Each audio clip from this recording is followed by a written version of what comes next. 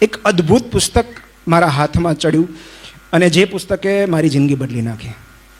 અને એ જ પુસ્તકને કેન્દ્રમાં રાખીને આજે હું મારી વાત કરવાનો છું. કારણ કે ડિપ્રેશન, એન્ઝાયટીથી પીડાતા દરેક યુવાને આ વાત સમજવા જેવી છે. એ પુસ્તકનું નામ છે લોસ્ટ કનેક્શન્સ. અને એમાં ડિપ્રેશન, એન્ઝાયટીના એવા કારણો આપેલા છે જે આપણને દરેકને લાગુ પડે છે અને જે કેમિકલ લોચા સાથે દૂર દૂર સુધી સંકળાયેલા નથી. સો પ્રેક્ટિકલી આજે હું અહીંયા મારાથી બને એટલી તમને મદદ કરવા આવ્યો છું કે નાના નાના ડિપ્રેશનના એપિસોડ્સ કે એન્ઝાયટી સાયકિટ્રિસ્ટ પાસે ગયા વગર આપણે શું કરી શકીએ જેથી કરીને આપણે સારું ફીલ કરીએ, આપણું માનસિક સ્વાસ્થ્ય પાછું મેળવી શકીએ. તો એવા 10 પરિબળો છે, 10 જોડાણો છે કે જેની સાથે આપણો સંપર્ક તૂટવાથી આપણું માનસિક સ્વાસ્થ્ય બગડે છે. 10 પરિબળો, એવા 10 વસ્તુઓ છે કે જેની સાથે કનેક્શન લોસ થવાથી, ડિસ્કનેક્ટ થવાથી આપણું માનસિક સ્વાસ્થ્ય બગડે છે. એમાં પહેલું છે ડિસ્કનેક્શન વિથ મીનિંગફુલ વર્ક. અર્થસભર કામ જ્યારે આપણને નથી મળતું ત્યારે આપણું માનસિક સ્વાસ્થ્ય બગડે છે. રશિયન લેખક ફ્યોદોર દોસ્તોવ્સ્કીનું એક બહુ સરસ વિધાન છે કે એક મનુષ્યને બરબાદ અને ખતમ કરી નાખવા માટે બીજું કશું જ કરવાની જરૂર નથી. બસ એના મનમાં એ માન્યતા ઠસાવી દો કે જે કામ એ કરી રહ્યો છે એ નિરર્થક અને બિનજરૂરી છે. આ સમાજને એના કામની બિલકુલ જરૂર નથી અને એના કામ કરવાથી કોઈને કશો જ ફેર નથી પડવાનો. બસ. તો જ્યારે આપણું કામ આપણને અર્થસભર નથી લાગતું ત્યારે ધીમે ધીમે ધીમે આપણે ડિપ્રેશન કે એન્ઝાયટીમાં સરી પડીએ છીએ. આપણું માનસિક સંતુલન ખોરવાતું જાય છે. તો આ ક્યાંથી કાઢવું, શું કરવું, કઈ રીતે મિનિંગફુલ વર્ક શોધવું?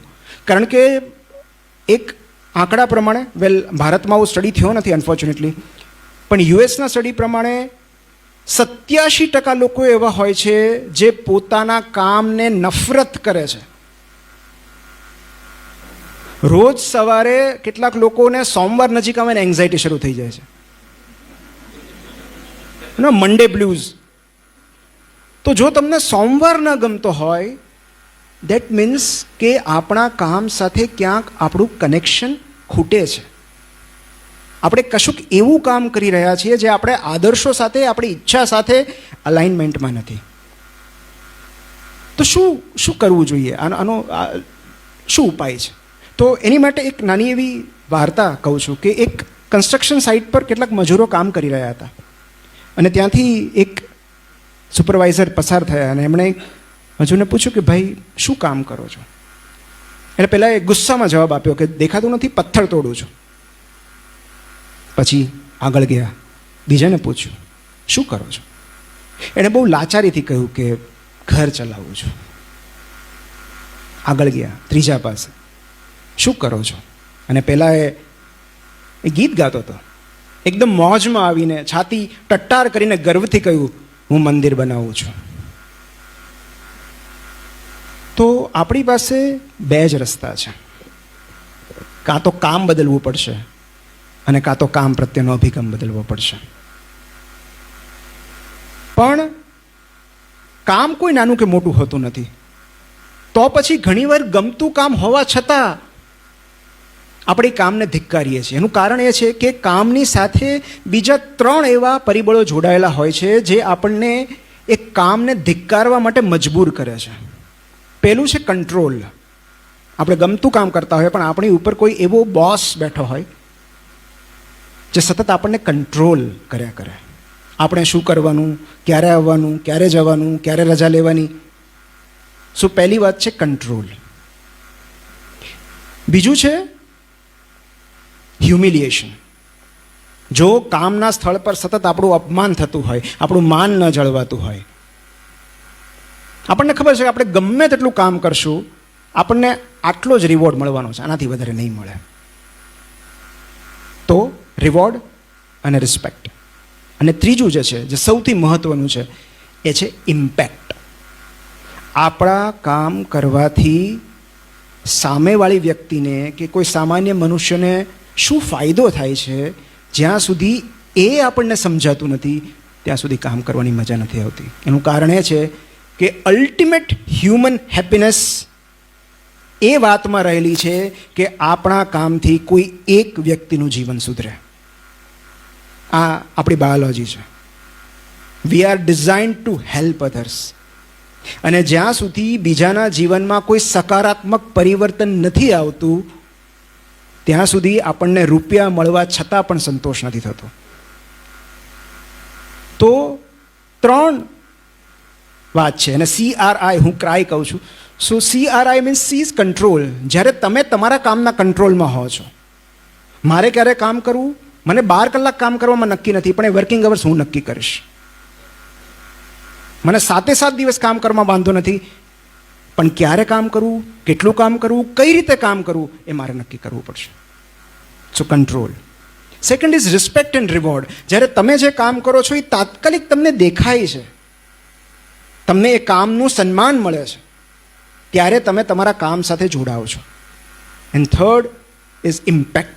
જ્યારે આપણને ખ્યાલ આવે છે કે આપણા કહેવાથી, આપણા બોલવાથી, આપણા કરવાથી આટલા બધા લોકોના જીવનમાં પરિવર્તન આવે છે, કોઈકની સુવિધા વધે છે, કોઈક એન્ટરટેન થાય છે, કોઈકને આનંદ આવે છે, કોઈકની સગવડો વધારીએ છીએ, કોઈકનું સ્વાસ્થ્ય સુધારીએ છીએ, ત્યારે આપણે આપણા કામ સાથે જોડાઈએ છીએ. સો પહેલી વાત જે છે એ છે meaningful work. And I would say એવું આ જગતમાં લગભગ કોઈ એવું નથી કે જેને કામ ન કરવું હોય. દરેકને કામ કરવું છે, દરેકને કંઈક કન્ટ્રીબ્યુટ કરવું છે સમાજમાં. પણ કંટ્રોલને કારણે, હ્યુમિલિએશનને કારણે આપણે ક્યારેક આપણા કામને ધિક્કારતા થઈ જઈએ છીએ. So first is meaningful work. અર્થસભર કામ બહુ જ જરૂરી છે. કારણ કે જે ખાલી મન છે, આપણને ખ્યાલ છે, અને ખાલી મન શું કામ ડેન્જરસ છે એની પણ આપણે વાતો કરશું. બીજું પરિબળ છે ડિસ્કનેક્શન વિથ પીપલ. આ કદાચ હું કહીશ કે ડિપ્રેશન, એન્ઝાયટી આ બધાના મૂળમાં કશુંક રહેલું હોય તો એ એકલતા છે. સોશિયલ મીડિયા હોવા છતાં આજનો માણસ અનેક ગણો વધારે એકલો છે. અને આ જગતની સૌથી ભયાનક દરિદ્રતા એકલતા છે. કારણ કે જેની પાસે કશું જ નથી, જે કન્સ્ટ્રક્શન સાઇટ પર કામ કરે છે, એ લોકો જમતી વખતે સાથે જમે છે, હસી મજાક કરતા હોય છે, સૂતા સૂતા વાતો કરતા હોય છે. એમની પાસે બીજું કશું જ નથી. એ લોકો રજા રાખે છે. તો એમનું એકબીજા સાથેનું કનેક્શન, એ જે માવો વેચે છે ને એમાં પણ જોડાણ છે. એ તમાકુ શેર કરે છે ને એમાં પણ કનેક્શન છે. લોકો એ રીતે જોડાય છે એકબીજાથી. એકાંત અને એકલતા આપણે અનેક વાર બોલતા આવ્યા છીએ, પણ બહુ સિમ્પલ એક જ વાક્યમાં હું તમને કહું કે if you feel lonely when you are alone, you are in a bad company.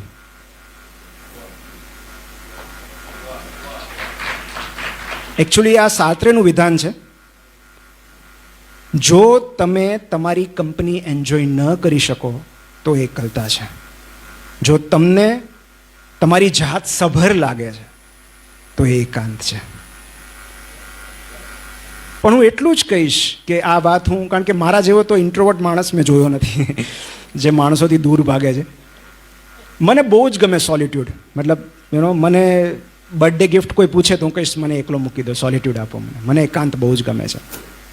હું આટલો એકાંત પ્રિય હોવા છતાં આ વાત હું કહું છું કે મને એકાંત ગમે છે એવું કહેવા માટે પણ જીવનમાં કોઈની હાજરી અનિવાર્ય છે.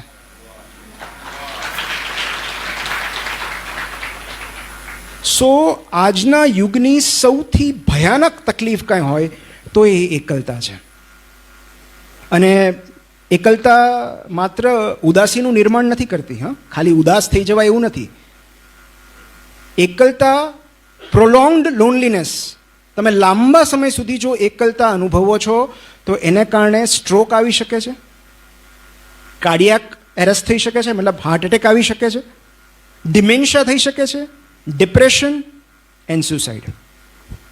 અને આ હું નથી કહેતો, આ ભારતીય મૂળના અમેરિકન લેખક ડૉક્ટર વિવેક મૂર્તિ, જે સર્જન જનરલ છે યુએસના, એમણે એક પુસ્તક લખ્યું છે ટુગેધર. પુસ્તકનું નામ છે together, the healing power of human connection in sometimes lonely world. અને એમાં એમણે ડેટા સાથે આ હકીકત લખી છે કે એકલતા એટલે કેટલી જોખમી છે, સ્વાસ્થ્ય ઉપર કેટલું જોખમ છે. દિવસથી તમે 15 સિગરેટ્સ પીઓ અથવા રોજના 6 થી વધારે આલ્કોહોલના પેગ લો, એ જેટલું નુકસાન કરે એટલું જ હાનિકારક એકલતા છે.